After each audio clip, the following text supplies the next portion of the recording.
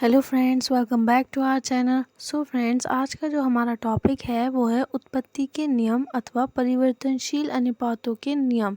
देखिए, law of returns production और law और वेरिएबल प्रोपरेशंस।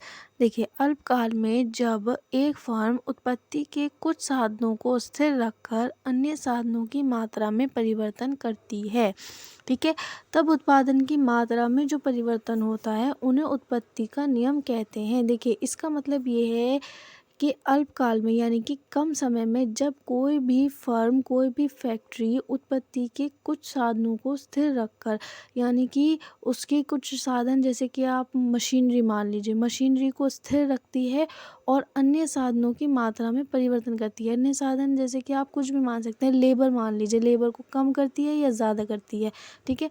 तब उत्पत्ति की मात्रा में जो परिवर्तन होता है, इससे क्या होता है कि आपके उत्पादन में जो परिवर्तन होगा, मान लीजिए आपके पास कम समय में और आपको उत्पादन करना है, कुछ साधन आप स्थिर रखेंगे, जैसे कि मशीनरी को आप स्थिर रखेंगे। मशीनरी को ना आप बढ़ा सकते हैं ना घटा सकते हैं, क्यों? क्योंकि आपके पास समय कम है और आपको उत्पादन करना है, ठीक है। अगर आप मशीनरी में परिवर्तन करेंगे तो क्या होगा, इससे हो सकता है मशीनरी समझने में टाइम लग जाए, मशीन के आने जाने में टाइम लग जाए। तो इसीलिए कुछ साधन स्थिर रहेंगे और साधनों की, अन्य साधनों की मात्रा में परिवर्तन करती हैं।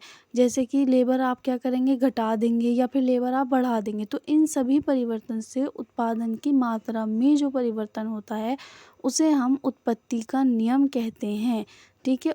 देखिए, नेक्स्ट पॉइंट है हमारा, उत्पत्ति के नियम की 3 संभावनाएं होती हैं, यानी कि हमने उन्हें 3 संभावनाओं में बांटा है कि क्या क्या उत्पत्ति की संभावनाएं होती हैं। देखिए, पहला है हमारा उत्पत्ति वृद्धि नियम। उसमें क्या होता है, आपकी उत्पादन में वृद्धि होती है, लॉ ऑफ इंक्रीजिंग रिटर्न्स। दूसरा हमारा होता है उत्पत्ति समता नियम, यानी कि लॉ ऑफ कंस्टेंट। इसमें क्या होता है, आपका उत्पादन समानता में हो जाता है। तीसरा जो होता है, जो मोस्ट इम्पॉर्टेंट है, वो है उत्पत्ति ह्रास नियम, यानी कि लॉ ऑफ डिमिनिशिंग रिटर्न्स।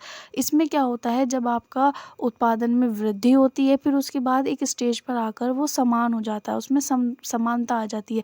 उसके बाद क्या होता है, वो ह्रास होने लग जाता है, तो उसी को हम उत्पत्ति ह्रास नियम कहते हैं। देखिए, अर्थशास्त्र की दृष्टि में केवल एक ही नियम है, वो है उत्पत्ति ह्रास नियम। उत्पत्ति वृद्धि तथा समता नियम तो केवल उत्पत्ति ह्रास नियम की अस्थायी अवस्थाएं हैं, ठीक है। उत्पत्ति ह्रास नियम को आधुनिक अर्थशास्त्री परिवर्तनशील अनुपातों का नियम कहते हैं। इसी को ही, जो उत्पत्ति ह्रास नियम है, इसी को ही हम परिवर्तनशील अनुपातों का नियम कहते हैं। लेकिन हमारे जो अर्थशास्त्र में क्या है, वृद्धि और समता नियम जो होता है वो उत्पत्ति ह्रास नियम की सिर्फ अस्थायी अवस्थाएं हैं, जो स्थायी नहीं रहती, जो चेंज हो जाती हैं, ठीक है। देखिए, अब हम डेफिनेशन पढ़ेंगे। जॉन्स रॉबिन्स के अनुसार उत्पत्ति ह्रास नियम ये बताता है कि यदि किसी एक उत्पत्ति के साधन की मात्रा को स्थिर रखा जाए तथा अन्य साधनों की मात्रा में वृद्धि की जाए तो एक निश्चित बिंदु के बाद उत्पादन में घटती दर में वृद्धि होती है। देखिए, इसका मतलब ये है कि यदि आप किसी उत्पत्ति के साधन की एक मात्रा को स्थिर रखें और अन्य साधनों की मात्रा में वृद्धि की जाए, तो देखिए, एक निश्चित बिंदु के बाद उत्पादन में घटती दर में वृद्धि होती है।